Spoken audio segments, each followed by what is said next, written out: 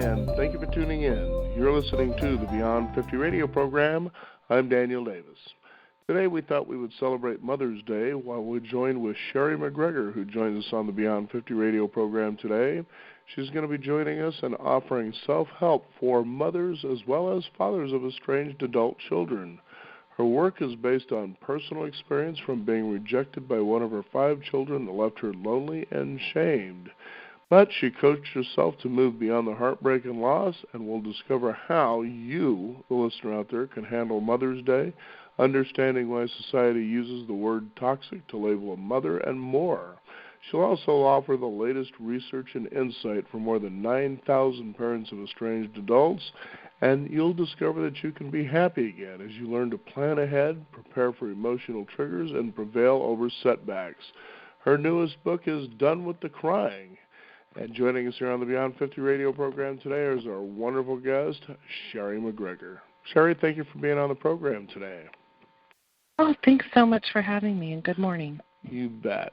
Now, I'm curious about Mother's Day. Now, this is probably one of those days that when we talk about triggers is huge, especially for women who actually have estranged children. Let's talk about that. Yeah, it can just be such a sad time, and like you said, a trigger.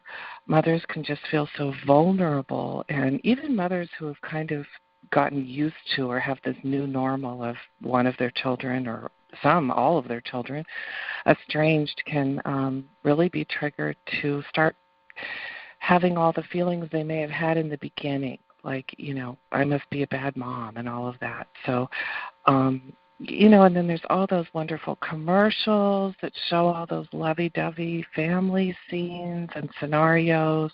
Maybe our friends talk about what they're doing with their families, and it can really just magnify the feelings of being different and alone and a failure and just hurt. And I hear from mothers all the time, that are just devastated, and Mother's Day really, really brings that up. I know your listeners could be at all stages of estrangement. Not everybody starts to feel those same sorts of feelings of shame and sadness again.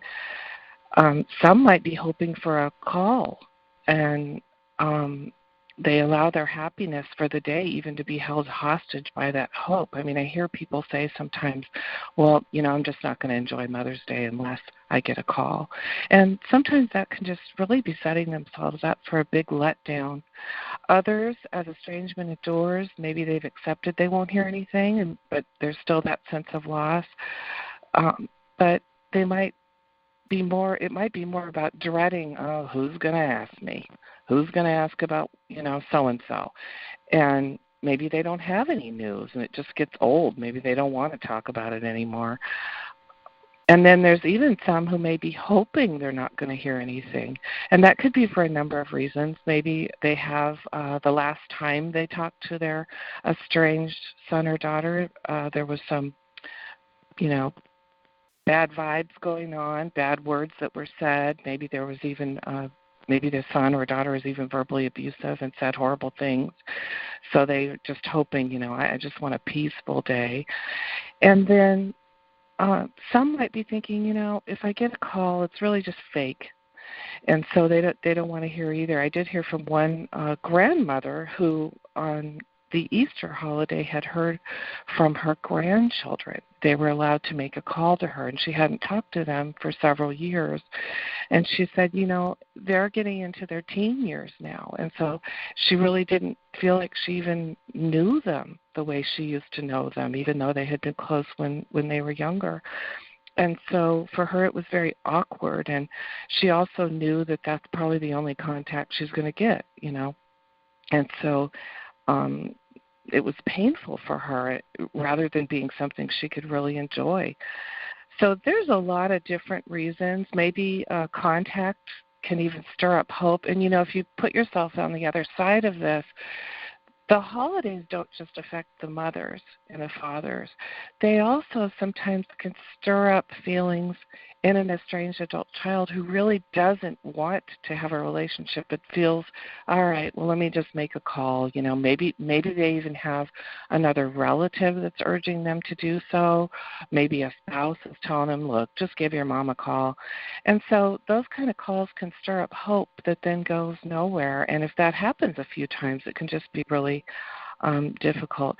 Some mothers are angry. They're just really angry that this holiday even has to occur, and they feel like, there's just such a righteous indignation about it. Why do I even have to be around any of this when it's all just a silly holiday anyway? And I was a good mom. So in general, yes, obviously it stirs up a lot of different feelings, that can be a variety of feelings, and it's just it's a tough holiday. Yeah, and you can see how also, as you were talking about, the disappointment is there, and then they become continuously discouraged by its outcome.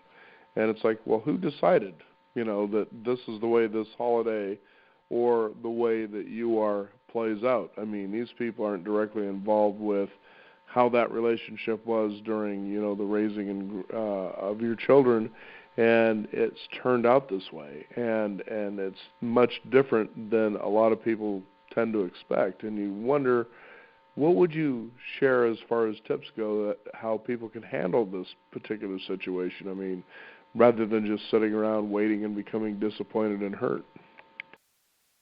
Well, really, it comes down to having some sort of a plan. I know that it's tomorrow, but it's never too late to make a plan. And if you don't make a plan, who knows what kind of situation you're going to end up in. Maybe you even feel like maybe there's somebody pressuring you. Maybe you have another son or daughter who's saying, well, come on, let's do this. And, you want to please that person, or you want to make everyone else around you happy. That happens to a lot of moms. I think we do that a lot throughout our lives, is, well, let's keep everybody happy. And so it is okay to say no, to speak up. But getting back to a plan, I know one of the Mother's Day, I believe it was the first, it may have been the second, after my son became estranged, I decided to attend a church here in my neighborhood that I'd only been to once before. And, it was okay. I did okay. They had a talk on motherhood, which was lovely. And then they handed everybody out, who's the mothers in the audience? And I raised my hand. They gave everyone a rose. And I felt like, wow, I deserve this. I was a good mom. And then I started hearing these whispers, oh, she didn't get a rose. And I followed everyone's eyes to this woman, a mother, who was on stage.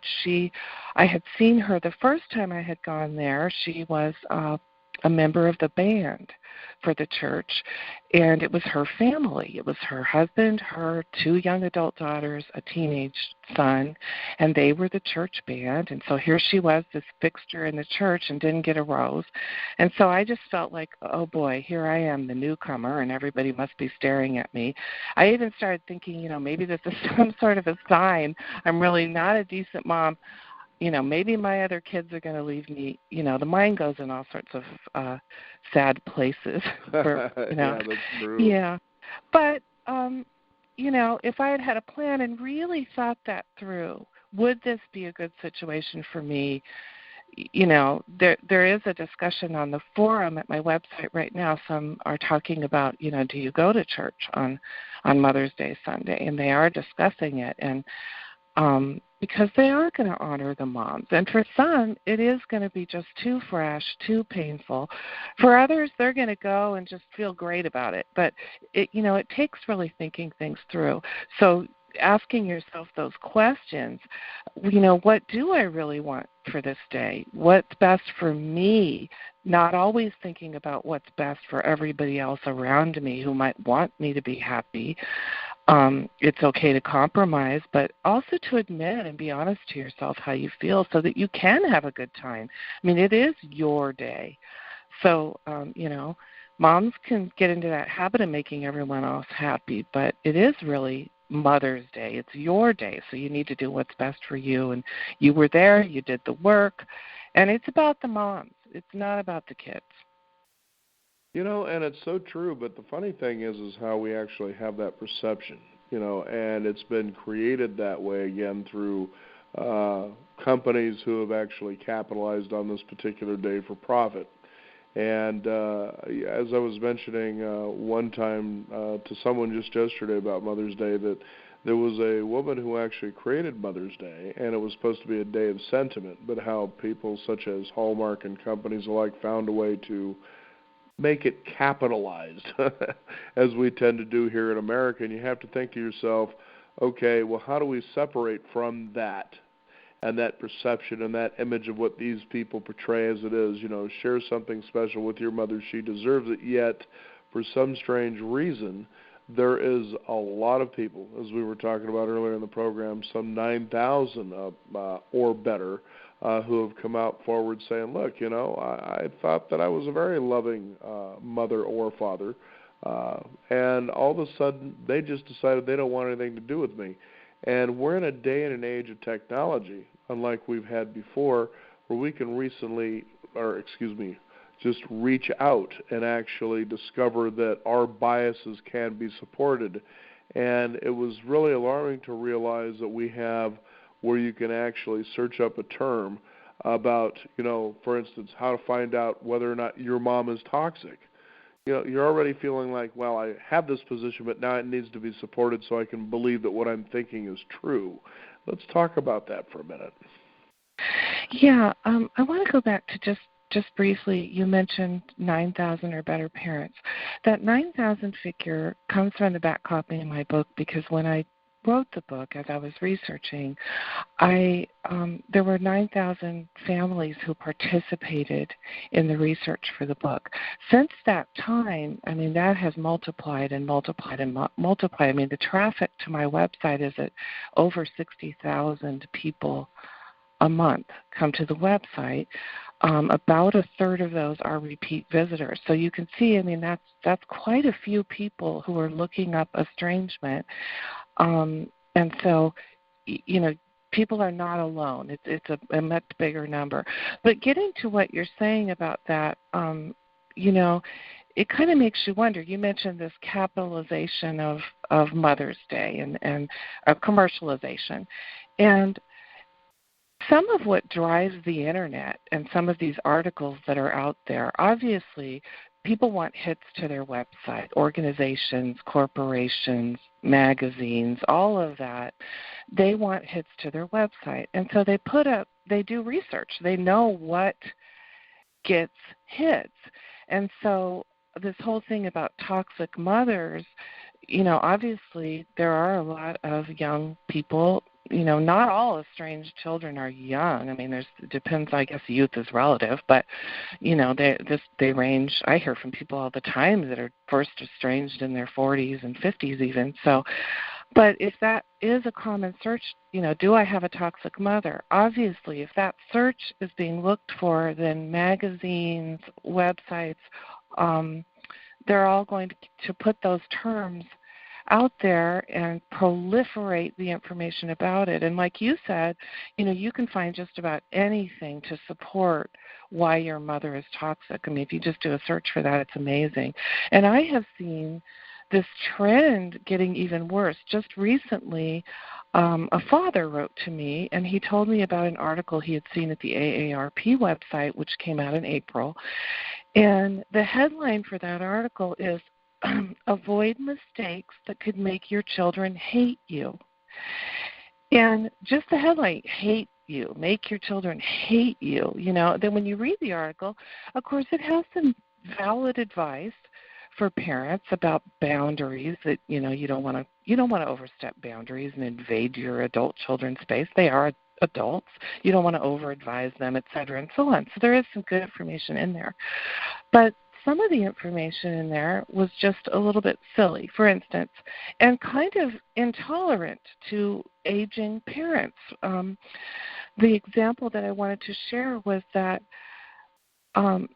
those email forwards, and today there's even text forwards, but the email forwards that adult children complain about their parents sending them these, they're always forwarding me these memes or these jokes or these stories. Well, if they put themselves in the older relative's shoes, maybe their eyes aren't so good. Maybe they're not so technologically savvy.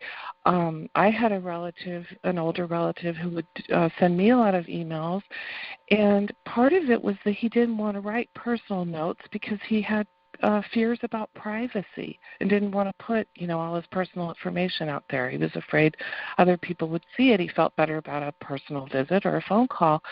And so something so simple that maybe there's reasons why this article just seemed, this is something that could make children hate their parents, when really there could be a simple, solution, which with this older relative who I encountered this with, I just created a rule in the email box so that those went to a separate box, and then I was able to, when I had a few moments, look through those and respond to a couple, because I understood he just wants to communicate with me.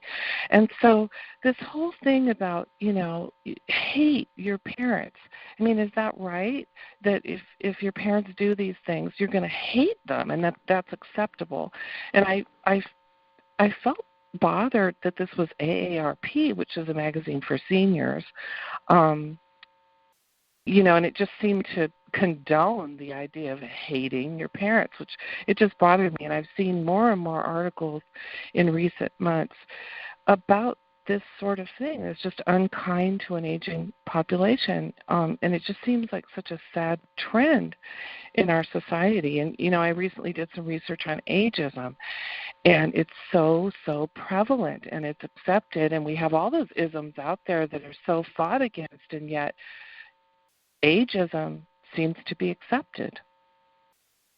And the other phenomenon, too, to consider here is you were talking about this being an article in AARP. Now, AARP, I'm sorry, is not an authority on much of anything. It's just a magazine that allegedly brings in people who claim to be authorities. But in the end, these people aren't any smarter than anybody else. So, again, it goes back to the perception that's been created that we buy into, that we believe. But we don't have to believe that. No, we So don't. now think about it, if just knowing that, look, it's just a magazine. It's just like, for instance, when we come around election time and you get all these celebrities that come out running their mouths, and they say things whether it's for or against the candidates. These are just actors. They're not any smarter than you are, and once you can realize that, you can say to yourself, okay, why don't I kind of really take a real good, close self-evaluation and discover how do I move through this, and not buy into the kind of nonsense that's being put out there, for instance. Yeah, I have a master's degree in human behavior, and I'm a non-traditional student. I got it. I actually earned that in 2012, and so I bring it up because one of the areas that we had to study was looking at information with a critical eye, because even some of the research out there, if you look at it, it's limited, or it could be slanted, or maybe the way it's written up is angled for a specific purpose. And so that's very important to look at things critically. And this father that had written to me about this particular article, he said to me, my wife and I have done some of these things. And he explained how his daughter, he had a very young daughter who was at college, and he said, as the baby boomer generation, we're very, he didn't say solution oriented, but I'll summarize it that way. And he said, we learned to, when we see a problem, jump aboard and head it off at the pass and do something about it. And so he said, it was difficult for him. He said his daughter was the complete opposite, that he would see something coming down the way, and then she would just wait till that, was upon her to even do anything. And he tried to advise her, to look ahead. And he was looking to himself and saying, well, I shouldn't do that. And to me, I feel like, well, okay, but can't the adult child learn to take on the perspective of somebody who loves them who cares about them, who has done well in life, and think, well, maybe some of their advice is valuable, not just to discard it. And so, when we don't look at things with a critical eye, sometimes we do take it upon ourselves, well, I'm a failure. I do all that. When, like you said, maybe it's not an expert at all and it's just dumb advice. And that's the thing, is having the discerning way of knowing just that very thing.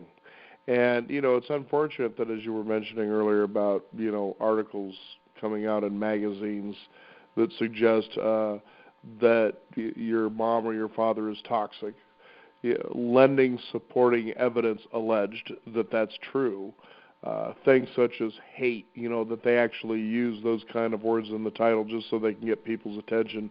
It gets really kind of crazy out there, and you kind of wonder, well, what do you do then as that day comes and you're sitting around as you were enjoying Mother's Day and you're getting the rose, but yet here's this person with that expectation. Well, I'm part of this church. Shouldn't I get mine? But they came up short. Yeah. That sort of a thing. And it really gets difficult because I believe you're just as deserving as that person sitting there with the expectation. But that's the point. The expectation, that creates the discouragement from the disappointment in the first place. Yeah, and so, that's one of the things that I tried to do in my book was offer a lot of different examples and tools and exercises for people to come to terms with, wait a minute, I did do good.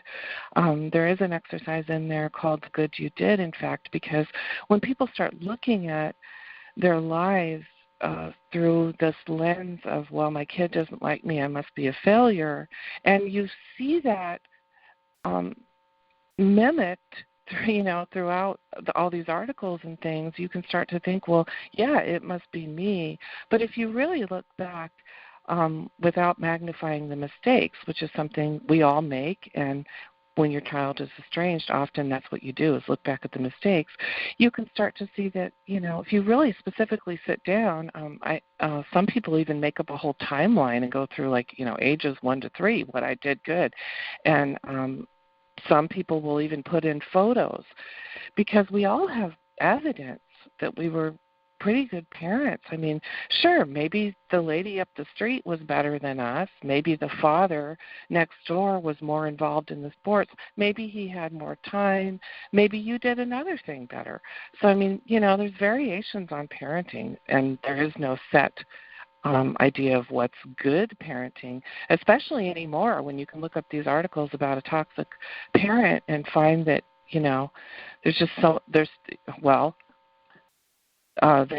they didn't let you date until you were 16. No, that's toxic. I mean, you can find an answer to anything.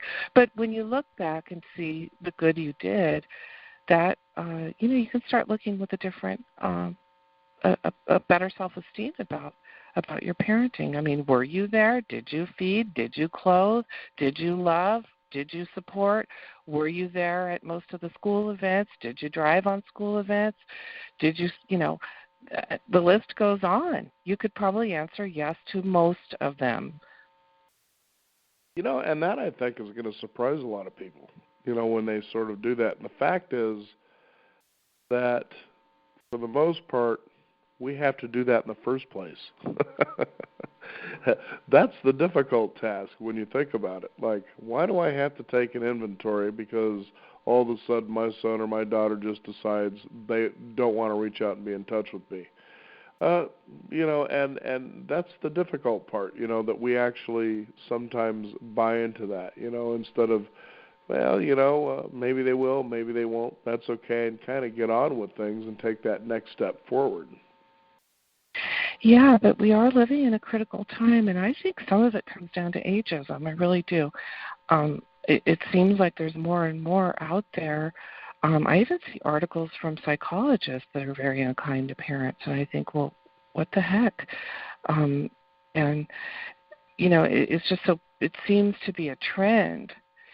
And, there's this whole idea about older people being a drain on our society, and if you look around, you can find a lot of examples of wonderful, lovely people who are still relevant into their 80s, 90s, and beyond, and yet that's not what you think of when you think of an older person. You think of, what do you think of? I mean, most of us have been led down this belief pattern since the time we were little to think that old age is not going to be, we're going to be sick or weak or irrelevant. And then that whole thing about families. I mean, we also thought we were going to have our adult children near, and it's not always that way, especially in today's society. Kids move away, and so even if you have lovely relationships with your adult children, you still have to figure out how to live alone a lot of the time and be involved in your own life and make the best of it. So it comes down to that too. It's not just about estrangement, it's about aging well, taking care of yourself, enjoying your own life. And I'm not sure if I answered your question or not. Absolutely, because what we keep talking about consistently is that apparently there's a perception that the children don't believe they were as loved as they thought they should have been because there's something they can reach out to for comparison. Why couldn't I have the mother that had those cookies ready out of the oven hot and fresh when my friends came over? Something just as simple as that. Dessert on the table after dinner. And certainly I knew those kinds of things in my world, when I was growing up. And what a neat treat. But, that mother seems to be there, and they seem to be at home, and they seem to be doing this. And certainly I can say, well, my mother was out of the house working all the time, but I came to respect that. And it's like, well, that's neat, but most of the time when I would go over to a friend's house and have dinner and the dessert was offered, because that didn't happen in my house, I just wasn't used to it, and I would say no. I just was like, well, the meal was good enough. That was okay with me when dessert came very rarely in my house after dinner, when the cookies were possibly baked from a mother or maybe, my brother, for instance. That was okay, because it was a treat. But it wasn't something where I weighed and measured and said, well, my mom didn't do those kinds of things, so I feel like she was possibly toxic, like this trained psychologist has decided that she was, and now I'm just going to go ahead and abandon and not recognize her in the first place. And it's really kind of silly how the particular perceptions of children are actually created more than they are real from experiences. You should hear some of the stories that I hear. Just this past week, I have heard from two mothers whose adult daughters have told them that because they were not breastfed, that is to blame for all of their problems. And, when you think about it, in the 60s, for instance, my mother had 4 children. She didn't breastfeed any of us, and we all turned out okay, by the way. But, there were doctors who discouraged it. They wanted bottle feeding, and that was what they encouraged mothers to do. And some mothers had to work at that time, and they did not have the privilege like they do today for working mothers. The majority here in the U.S., at least, I'm not sure of other countries, but probably, they recognize that, and they have they make exceptions. They allow them to go and pump the breast milk or whatever. But just that idea that, well, you didn't breastfeed me, and so that's, I hear so many stories, like, the cookies, that mom who made the cookies, I guarantee you there's just as many mothers who made the cookies homemade, grew their own foods to put in there, and there's just as many estranged adult children from those mothers as there are from the working mothers. And so it just really amazes me, some of the things you hear. So I think people would be surprised, people who are not familiar, maybe don't have an estrangement, and that's one of the reasons why people feel so judged and become so isolated, because there is this idea that, if your child grows up to reject you, there must be something wrong with you. I hear from people often sometimes I will get mean emails from people, and they will say things like, look, nobody estranges from their parents without a reason. Well, they obviously have a reason in mind. And the interesting thing is, sure, there's a reason, but it doesn't always have anything to do with the parent. It often has nothing to do with any valid reason, really, and certainly not abuse.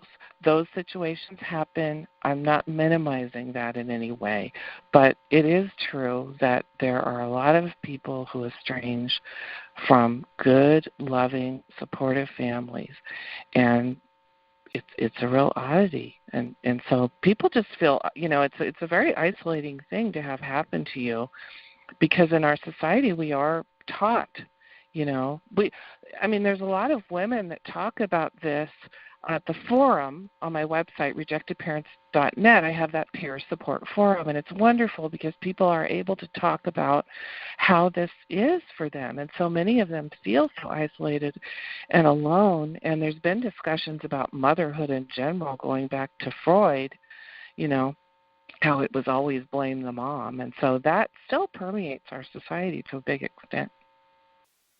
I think, too, also, when you were sharing that, is the thought of a documentary that is on Netflix. It's Tony Robbins, I Am Not Your Guru.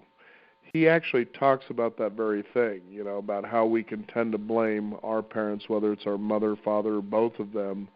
Well, it's because of this that I'm this way, and dadgummit, you owe me an apology, forgiveness, all those sort of things. And he says, well, that's fine. You go ahead and you do that, but make sure that you blame them for the good they did.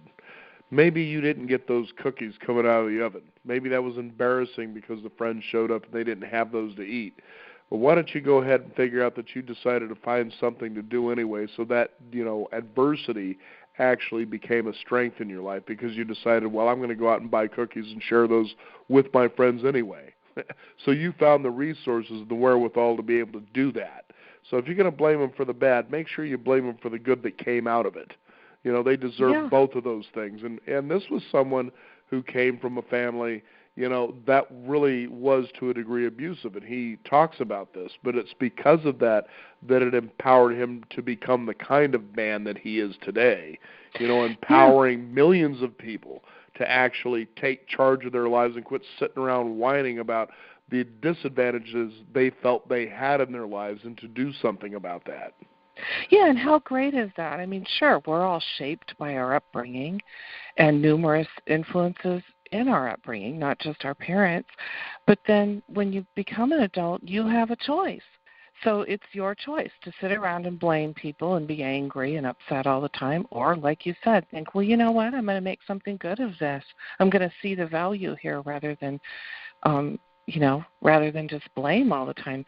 So I love that. It's a great and empowering story, and I hope people are listening to that because it's wonderful. We can take something that maybe we didn't like and turn it around into something that shapes us. I came from a family where we didn't have a lot of snacks around like you. In fact, and there was no real reason for this. We weren't it wasn't that there wasn't money to buy, but there just wasn't abundance of food in the house. There was food. My mom cooked. There was plenty of food, but there wasn't a lot of snacks. So when my kids came along, I always thought, well, I'm going to have lots of food around. So, and it's good. I very rarely run out of anything. It's just, but I could sit around and be angry about that, or I could just say, well, here's how I'm going to do it, And here's the other thing. It seems that one of the underlying things that we are talking about here is the idea of the convenience of being able to blame our situation on our parents. So we'll estrange ourselves from our parents. We're going to punish our parents by not connecting and being involved, even though our relationship and our raising wasn't abusive much of the time. And this is something actually that I'm saying to shout out to the parents out there. Don't worry about it. I know it's not easy, but really don't worry about it. And I'm reminded of a story about Warren Buffett. He was out with his wife and Bill Gates and Melinda Gates, and they were in China. And they went onto this boat that was going to take them on the Yangtze River. And here was this individual who was actually involved with moving the boat without a motor, so they use a stick and a paddle, that sort of a thing. Mm-hmm. And he says, that was a moment that I had one of the greatest epiphanies in my entire life. Because here was a person who was bound to do this for the rest of their lives, not making a whole lot of money, working as hard as they were. Now think about that. It's him and Bill Gates. These people worked hard, and they made a heck of a lot of money. And there's somebody who had some estrangement really by his own accord, because he was just somebody who was always really engrossed and involved in his work. But here was the epiphany that he had while he was on the Yangtze River with Bill and Melinda Gates that day. He says, I realized I have won what he called the uterine lottery. We mean uterus as in a woman, that he was born into a uterus in the United States, at a place where we have the opportunities when the time comes to develop and be anybody we choose to be. And to follow those dreams, much as he did, to a level that's just incredible. Now, that being said, the reason I brought that story up is what underlines what we've been talking about is the awesome convenience that children from pretty darn good families, good mothers and fathers, can sit around and snivel and whine about how unfortunate their lives are coming out of those good families, suggested by psychologists and so-called experts that make us believe in the first place that we just had it all bad. You had the uterine lottery handed to you so you can have the convenience to have that attitude in the first place. Yeah, no kidding. Yeah, the time and convenience to be able to complain. Right? Yeah, so, I'm sorry, screw you children. I didn't mean that, but, to a degree you kind of wonder, and there's probably more to the story. We don't know. But basically what we're trying to do a shout-out to is there's more parents than you think out there who have experienced what we're talking about today, and you share that in your book, Done with the Crying, and some of those stories are heartbreaking. But in the end, take an evaluation why you have those thoughts about where you believe you've failed, as we were talking about earlier. And I know that you, as I understand, have a workbook coming up that goes with your book, Done with the Crying. Let's talk about that. Yeah, the workbook is actually based on requests.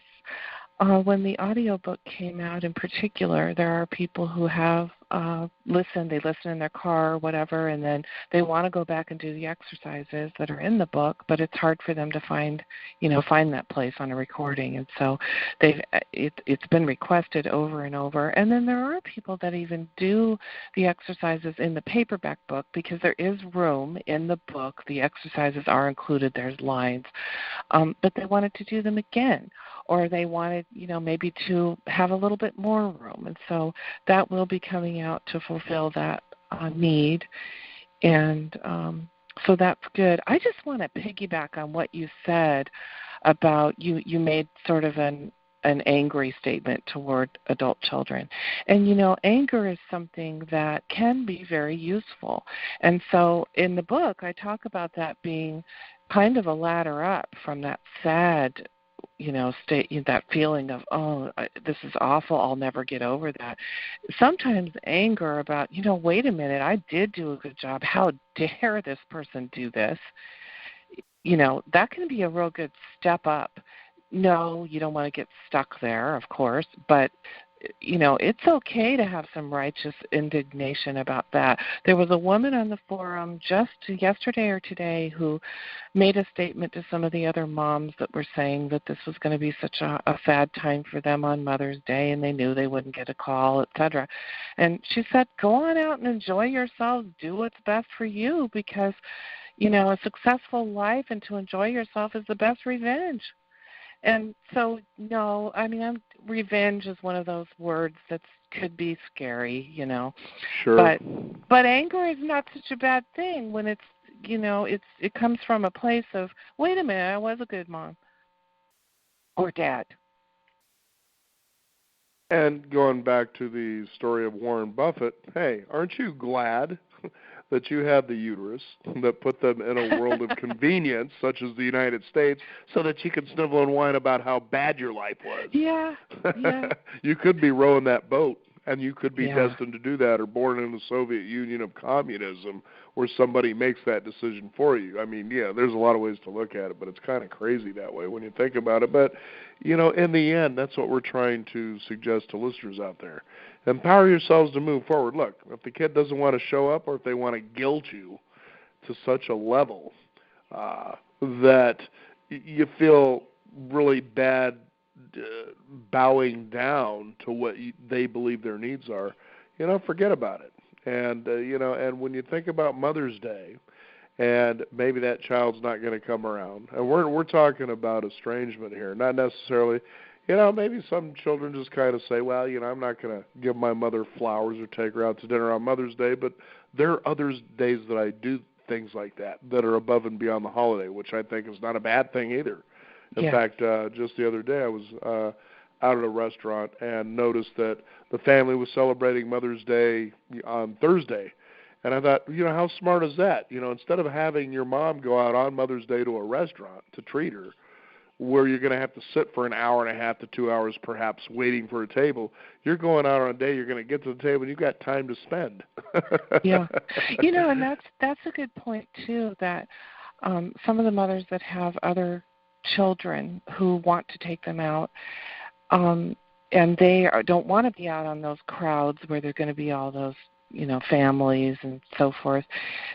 Maybe they just postpone it a few days and go another day when there won't be all the crowds. And actually, it might make it even more convenient for the child who's close to you still, because, if they're married, maybe they have an in-law that they would want to take out or whatever. I mean, it's hard for them too. So it could actually be a good thing for everybody, and there's nothing wrong with that at all. Some of the other things that people can do is just do other things, do whatever they need to do to make themselves feel better, get away from the TV maybe. All those commercials would be good. Maybe get takeout instead. Nowadays there's all those wonderful services where people deliver the food, the Grubhub and the Postmates and the, all of those. They make it so convenient, so you can get food from almost any restaurant delivered, and so that would be a good way to stay away from the crowds. Also, how about just get out in nature? In some parts of the country right now, it's just so beautiful with blooming flowers. I'm in Southern California, and there's just it's actually very rainy this week, but we have had a rainy year, and so there's just so many flowers out. So it's wonderful to go out for a hike or whatever, and get out in nature. It can be so soothing. There's a lot of different things that you can do on Mother's Day. I did want to tell your listeners that if they go to my website, there's a search function where they can look up Mother's Day, and every year since its inception, I have done articles with specific techniques that people can use for holidays. So there's a lot of information there. It's rejectedparents.net. And, I wanted to talk about, you were talking about empowering people. I saw this show the other day, an old Golden Girls episode, where all of them, Dorothy, Rose, Blanche, and Sophia, were all sitting around the table, and they were waiting for calls from their adult children. And until they got all of those calls, they couldn't go out. They were all dressed up, and they had planned to go out to, some kind of a meal or a buffet or something. And finally, Sophia just jumped up and started cooking, and I thought, that's it.